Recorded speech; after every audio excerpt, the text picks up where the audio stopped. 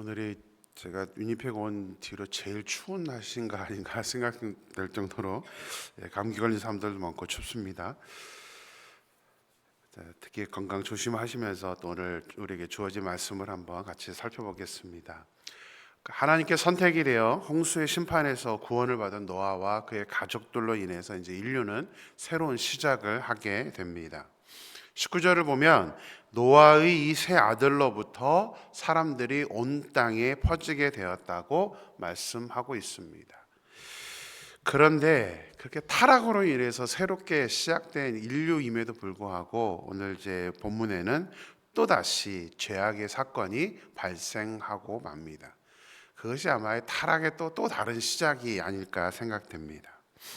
먼저는 노아의 모습입니다. 노아는 홍수 이후에 농사를 시작하여 포도나무를 심었고 그 열매로 포도주를 만들어서 마시게 되었는데 포도주 때문에 취하게 됩니다. 방주에서 나오자마자 노아는 제일 먼저 하나님께 제단을 쌓았습니다. 그렇게 신앙 중심, 하나님의 중심의 삶을 살았던 노아였지만 결국 술로 인해 이제 문제가 발생하게 된 것입니다. 우리 그냥 포도주 이렇게 번역을 했는데요. 히브리어는 조금 거기다 의미를 가미했습니다. 히브리어 성경을 보면 포도주라는 단어 앞에 정관사를 붙여놨습니다. 정관사 더를 붙여놔서 그 포도주라고 설명을 하고 있습니다. 이 정관사를 붙인 이유는 뭐냐면 노아가 어쩌다가 한번 그 포도주를 마신 것이 아니라는 것을 말해주는 겁니다. 이미 노아는 이 포도주 마시는 데에 익숙해져 있었던 것입니다. 그러니까 한 번 실수한 게 아니라 지금 포도주를 마시는 것이 문제가 되어서 지금 노아는 그냥 안타까운 이 죄악의 첫 모습이 되었다는 것을 성경은 설명을 하고 있습니다. 술은 곱게 취하는 법이 없죠. 사람이 술을 마시는 것 같지만 결국은 술이 사람을 마시게 됩니다. 그래서 성경 안에서 술에 대해서도 굉장히 많이 이야기를 하고 있습니다. 노아는 술에 취해서 장막 안에서 벌거벗은 상태로 있었습니다. 노아는 우리가 아는 것처럼 지금까지 다른 사람들과 다른 모습으로 살려고 했고 그 당시에 그 타락했던 모습이 되지 않으려고 노력했던 사람이었습니다. 무엇보다도 하나님의 말씀대로 순종하면서 인류를 구원하도록 하나님께 선택되어진, 하나님께 쓰임받았던 그런 사람입니다. 하지만 술로 인해서 그동안의 믿음과 자신의 행적에 큰 오점이 되는 추태를 벌이게 되고 맙니다. 그게 이제 술이라는 요소죠. 자, 노아의 이런 모습을 본 아들 함은 아버지의 모습에 대해 이제 형제들에게 알리게 됩니다. 술에 취해 벌거벗은 모습을 보인 노아의 잘못이 더 클까요? 아니면 그 아버지의 모습에 대해서 형제들에게 말한 함의 모습이 더 잘못된 것일까요? 우리는 이제 그런 거 좋아하잖아요. 누가 더 문제가 큰가? 사실 근데 이런 질문 자체가 잘못된 겁니다. 죄는 다 죄입니다. 하나님 앞에는 어떤 죄가 크고 어떤 죄가 적고가 없습니다. 그래서 우리가 크리스천으로서 잘 이해해야 되는 게 이 죄에 대한 모습입니다. 오늘 본문에서 아주 잘 설명을 해주고 있습니다. 심지어 어떤 사람은 아무리 아버지라 하더라도 아버지가 술에 취한 것은 분명히 아버지의 잘못된 행동이기 때문에 형제들에게 그 팩트를 알린 것이 무엇이 잘못이냐라고 반문하는 사람들도 있습니다. 오히려 함의 편에 서 있는 사람들도 있습니다. 여러분 생각은 어떠세요? 누가 더 잘못이 크다고 생각하십니까? 요즘은 사실을 사실대로 말해야지 죄를 덮어주는 것이 미덕이 아닌 시대를 살고 있습니다. 심지어 우리 기독교인들조차도 사랑이나 용서가 우선이 아닙니다. 사실이 더 우선이다. 이렇게 지금 생각을 하고 있습니다. 또한 반대로 잘못을 인정하려고 하지 않는 모습도 강합니다. 가면 갈수록 더 그럴 겁니다. 이제 더 이상 내가 내 입으로 잘못했다는 말을 하지 않으려고 합니다. 함이 어떻게 생각했는지 성경에 기록되어 있지 않아서 그렇지 함도 분명 자신의 입장에서는 억울하다고 할 수 있을 것입니다. 아버지가 술에 취하지만 않았다면 아무런 일도 없었을 것입니다. 문제는 아버지죠. 아버지에게 원망할 수 있고 탓을 할 수도 있을 것입니다. 근데 성경을 자세히 보면 함의 문제가 단순히 아버지의 벌거벗은 모습을 우연히 보고 그 사실을 형제들에게 알린 것만이 아니라는 것을 말해주고 있습니다. 이제 분석을 좀 해보겠습니다. 우리 22절 같이 한번 읽겠습니다. 22절 같이 읽습니다. 가나안의 아버지 함이 그의 아버지의 하체를 보고 밖으로 나가서 그의 두 형제에게 알림해. 함은 아버지의 하체를 보았습니다. 근데 제가 빨간색으로 칠해놨는데요. 그의 하체를 보고, 우리는 더 번역할 수 있는 방법이 없어서 그냥 단순하게 보다라고 번역을 했지만 히브리어 단어는 조금 설명이 다릅니다. 히브리어는 라라는 단어인데 이 단어는 그냥 우연히 쳐다보다라는 뜻이 아닙니다. 이 단어가 쓰여져 있는 레위기를 보면 좀 더 구체적으로 알 수 있는데요. 레위기 13장 3절 같이 보겠습니다. 같이 읽습니다. 제사장은 그 피부의 병을 진찰할지니 환부의 털이 휘어졌고 환부가 피부보다 우묵하여졌으면 이는 나병의 환부라. 제사장이 그를 진찰하여 그를 부정하다 할 것이요. 여기서 진찰하다라는 단어가 라 똑같은 단어입니다. 그냥 보는 정도가 아니라 진찰하다는 건 뭐죠? 이 병의 여부를 알려면 자세하게 들여다봐야 됩니다. 그러니까 히브리서 라를 통해서 함이 그의 아버지 하체를 보았다라는 말은 뭐냐면 아주 자세하게 진찰하듯이 쳐다보았다라는 사실입니다. 함의 문제는 병을 진찰하는 것처럼 아버지 하체를 보고 부끄러워하거나 수치스럽게 느끼는 그 자체가 아니라 그것을 자세히 보면서 즐겼다는 데에 문제가 있습니다. 자, 24절 볼까요? 24절 같이 읽습니다. 노아가 술이 깨어 그의 작은 아들이 자기에게 행한 일을 알고. 자, 노아는 술이 깨자마자 작은 아들 함이 자기에게 행한 일을 알게 되었다라고 말씀하고 있습니다. 무슨 의미일까요? 함이 자기에게 행한 일을 알았다. 지금 함은 이 자리에 없습니다. 노아는 술이 깨자마자 작은 아들이 자기한테 행한 일을 알았다라고 본문을 설명하고 있습니다.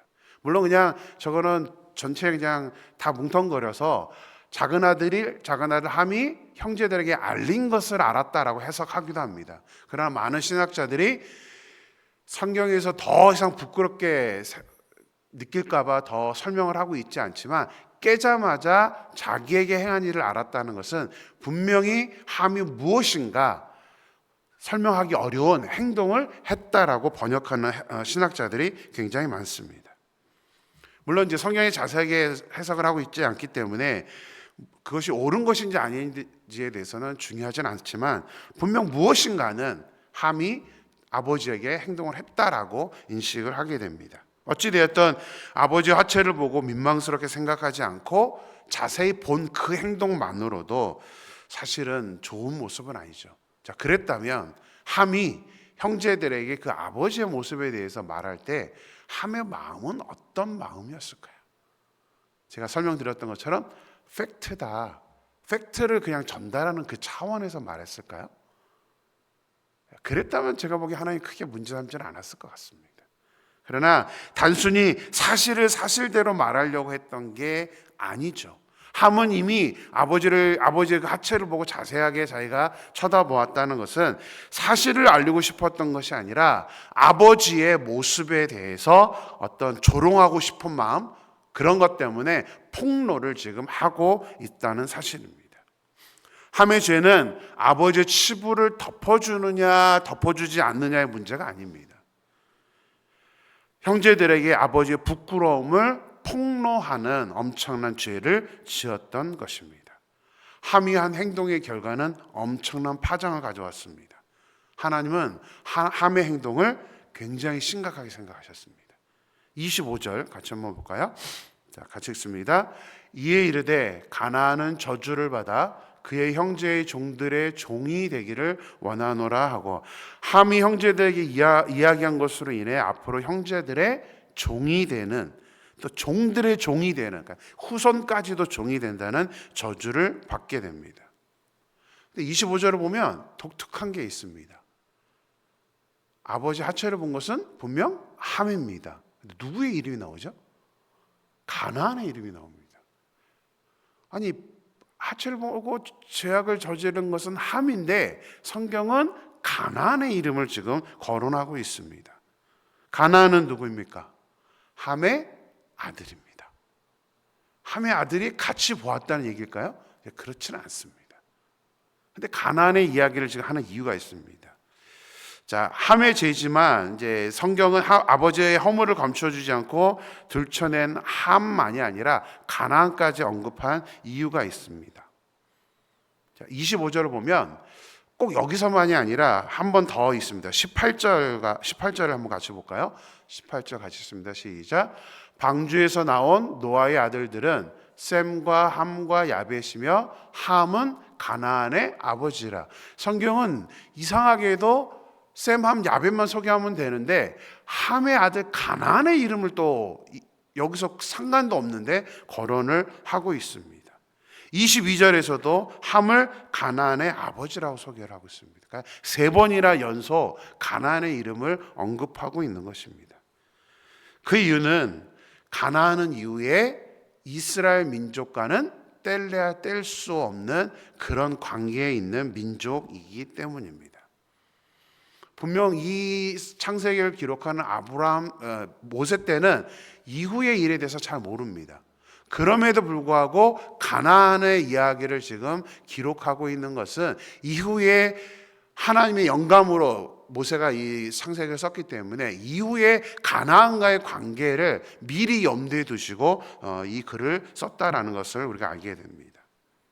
가나안 민족은 아버지의 부끄러움을 즐기면서 형제들에게 그 죄를 폭로한 함의 자손들에게서 시작된, 죄로 인해서 시작된 민족이라는 것을 성경은 우리에게 의도적으로 밝히고 있는 것입니다. 그래서 이후에 하나님께서 가나안 민족을 반드시 멸망시키라고 말씀하신 것입니다. 가나안만이 아닙니다. 죄로 인해 그 격변인 홍수를 겪어놓고도 다시 혼란을 가져오는 죄를 지을 정도로 죄의 영향력이 너무나 크기 때문에 하나님 미리 가나안의 이름을 언급하면서 죄의 영향력이 얼마나 큰지 앞으로 이 성경을 읽을 후손들 또 우리들에게 그 죄의 영향력에 대해서 말씀하기를 원하셨던 것입니다. 구주의 십자가 보혈로 죄 씻음 받기를 원하네. 우리가 시작할 때 부른 찬양처럼 죄의 영향력이 너무나 무섭기 때문에 우리도 날마다 주님의 십자가를 바라보면서 죄의 영향력을 이겨내며 죄 씻음을 받을 수 있는 저와 여러분의 삶이 되기를 주님의 이름으로 축원합니다. 자, 이제 노아의 잘못과 함의 죄로 인해 이제 후대가 얼마만큼 죄에 빠지게 되었는지 죄의 영향력에 대해서 소개를 하고 있긴 하지만 성경은 반대의 모습도 소개를 하고 있습니다. 먼저 다시 한번 우리 함의 죄를 생각해 보기를 원합니다. 하나님은 함에게 종이 될 것이다라고 저주를 부을 정도로 함의 죄를 싫어하셨습니다. 함이 아버지의 수치를 감싸주지 않고 폭로했기 때문이라고 말씀을 드렸습니다. 근데 꼭 그 이유만은 아닙니다. 한 가지가 더 있습니다. 함의 죄가 단순히 폭로했다, 또 아버지의 부끄러움을 감싸주지 않았다, 그 정도의 차원이 아닙니다. 자, 함은 아버지의 부끄러운 모습을 자세히 살펴보았다라고 이제 히브리어 성경은 해설을 하고 있습니다. 그 이야기는 뭡니까? 아버지가 술에 취해서 벌거벗은 모습으로 있는 것만큼 누구의 죄도 크다는 거죠? 함의 죄도 크다는 것이죠. 본인도 지금 잘못을 한 사람입니다. 근데 그것을 폭로하고 있죠. 사실을 사실대로 말하려고 폭로하는 것이 아닙니다. 함이 아버지의 모습에 대해서 형제들에게 폭로하는 그 근간 마음은 무엇이냐면 아버지의 잘못된 모습을 비판하고 평가하기 위해서입니다. 형제들에게 단순히 가서 야, 아버지 봐, 이게 아닙니다. 아버지는 좀 잘못됐어. 아버지는 문제가 있어. 이 이야기를 하고 있다는 사실입니다. 하나님은 이것을 싫어하신 겁니다. 단순히 폭로했다고 싫어한 게 아닙니다. 자기 모습은 보지 못하고 아버지의 모습을 다른 사람에게 폭로한 것을 하나님은 더 큰 죄로 여겼다는 사실입니다. 내로남불이라고 그러죠. 내가 하면 로맨스고 남이 하면 그것이 잘못됐다, 불륜이다라고 생각하는 것, 하나님이 굉장히 싫어하는 모습이 그겁니다. 자신의 모습은 보지 못하고 남이 하는 행동에 대해서 판단하고 비판하는 것을 하나님은 저주를 내릴 정도로 싫어하시는 것입니다. 우리가 착각하고 있는 것 중에 하나가 이렇게 함이 똑같은 죄를 저질렀는데요, 아버지의 모습을 폭로할 때 함의 그 기본 마음은 뭐죠? 나는 의롭다예요. 나는 적어도 저렇게 하진 않아. 그게 함의 마음 속에 있습니다. 우리 역시 또 똑같습니다. 우리가 다른 사람들의 죄에 대해서 말하는 것은 나는 의로운데 저 사람은 저래 하면서 죄에 대해서 우리가 혐오감을 갖습니다. 그러나 결코 그것은 아닙니다. 우리도 항상 죄를 짓고 살아갑니다. 그런데 내 죄에 대해서는 관대합니다. 나는 괜찮아. 나는 괜찮아. 내가 하는 행동은 괜찮아. 그렇기 때문에 이게 인류 최초부터 나타나는 문제가 바로 지금까지도 우리에게 나타나는 것입니다. 다른 시대도 아니고 지금 죄로 인해서 심판을 받아 새롭게 시작된 인류인데 또 다시 죄, 그것도 다른 사람의 죄를 덮어주지 못하고 자기 모습은 보지 않고 그것을 폭로하고 있는 그 모습 때문에 다시 한번 하나님의 말씀하셨던 그 싫어하시는 죄의 영향력이 인류 안에 들어왔다는 사실을 우리가 살펴보면서 우리의 연약함을 먼저 살펴봐야 됩니다. 나도 그렇게 죄를 지을 수 있구나. 나도 똑같구나. 하나님은 모든 죄에 대해서 똑같이 생각하시는구나 라는 것을 우리가 오늘 본문을 통해서 깨달아야 합니다. 함에게 일어난 일은 과거에만 있었던 일이 아닙니다. 지금 우리도 수시로 하고 있는 행동입니다. 인간의 심리는 죄악을 덮어주기보다는 폭로하고 싶어 합니다. 내 모습은 생각하지 않고 다른 모습만 보면서 폭로를 하려고 합니다. 그런데 같은 상황에서 함의 모습과 다른 형제의 모습은 전혀 달랐습니다. 셈과 야벳의 모습을 한번 오늘 본문은 의도적으로 대조적으로 설명을 해주고 있습니다. 물론 아버지이기 때문에 더 간대할 수 있었을지는 모르겠지만 셈과 야벳의 행동은 지금 우리에게 도전하는 바가 큽니다. 우리에게 반드시 오늘 이 본문을 통해서 우리는 깨달아야 될 것이 있습니다. 23절 같이 볼까요? 23절 말씀 같이 읽습니다. 셈과 야벳이 옷을 가져다가 자기들의 어깨에 메고 뒷걸음쳐 들어가서 그들의 아버지의 하체를 덮었으며 그들이 얼굴을 돌이키고 그들의 아버지의 하체를 보지 아니하였더라. 셈과 야벳은 옷을 가져다가 아버지의 하체를 보지 않으려고 또 하나의 독특한 행동을 하죠. 뒷걸음쳐서 들어가서 아버지의 하체를 가려 주었습니다. 아버지의 하체를 진찰하듯이 본 함과는 전혀 다른 모습입니다. 자, 노아의 잘못이 변합니까? 변하지 않습니다. 노아의 잘못은 그대로 그 잘못입니다. 그런데 문제는 뭐죠? 그 노아의 잘못에 반응하는 두 종류의 모습이 있다는 사실입니다. 함은 오히려 즐겼고 그것을 폭로했지만 셈과 야벳은 그렇지 않았습니다. 분명히 이들도 노아의 행동이 잘못이라는 것을 모르지는 않았습니다. 무조건 덮어주려고 그렇게 했던 게 아닙니다. 잘못은 잘못이지만 일단 아버지 노아가 옷을 벗고 있었기 때문에 그것을 먼저 처리를 하려는 것이 셈과 야벳의 모습입니다. 아버지의 잘못된 행동을 보고 자신의 아버지이기 때문에 셈과 야벳은 일단은 기본 예의를 지킨 겁니다. 예의를 갖추어서 아버지의 그 모습을 덮어 주었던 것입니다. 모든 사람이 함처럼 행동하지는 않습니다. 모든 사람이 사실이라고 해서 무조건 알리려고 하지는 않습니다. 함은 어떠한 아버지에 대한 예의도 갖추지 않았습니다. 아무 행동도 하지 않고 오히려 그냥 폭로만 했습니다. 중요한 것은 함이 한 행동과 셈과 야벳의 한 행동에 대해서 하나님께서 어떻게 반응을 하셨느냐입니다. 그것이 바로 성경의 입장이고 우리 기독교인들이 가져야 하는 태도라는 것을 오늘 본문은 우리에게 말씀하고 있습니다. 우리 26, 27절 말씀 같이 읽겠습니다. 두 구절인데요. 같이 읽습니다. 또 이르되 셈의 하나님 여호와를 찬송하리로다. 가나안은 셈의 종이 되고 하나님이 야벳을 창대하게 하사 셈의 장막에 거하게 하시고 가나안은 그의 종이 되게 하시길 원하노라 하였더라. 아버지에게 예의를 갖추고 일단 옷을 덮어준 셈과 야벳의 행동을 하나님께서는 기뻐하셨고 복을 주시고 창대하게 하시는 그 축복을 허락해 주셨습니다. 그러나 함은 종이 되게 하셨다라고 저주를 하셨습니다. 그렇다면 하나님은 누구의 행동을 더 옳다라고 인정하신 거죠? 당연히 셈과 야벳입니다. 노아의 죄를 인식했느냐 인식하지 못했느냐를 묻지 않았습니다. 하나님은 그 죄에 대해서 어떻게 반응하느냐라는 모습만 가지고 두 종류의 사람을 지금 심판과 저주를 내리고 있다는 사실입니다. 성경은 두 행동의 결과를 대조적으로 우리에게 보여주고 있습니다. 마치 우리에게 이런 말씀을 하는 것 같아요. 너희는 누구처럼 살고 싶으냐? 너희는 지금 누구처럼 행동하고 있느냐? 우리 로마서 16장 19절 말씀을 보겠습니다. 같이 읽습니다. 너희가 선한데 지혜롭고 악한데 미련하기를 원하노라. 하나님은요, 우리가 선한 모습에는 지혜롭기를 원하고 악한 모습에는 미련하다 싶을 정도로 우리가 그 죄악의 모습을 닮아가지 않기를 원하시고 있다는 사실입니다. 죄의 영향력은 누구에게나 다 동일하게 찾아옵니다. 그것을 이긴다는 게 쉽지는 않습니다. 하지만 그래서 우리가 말씀을 보는 겁니다. 우리가 함처럼 행동할 것이냐, 셈과 야벳처럼 행동할 것이냐.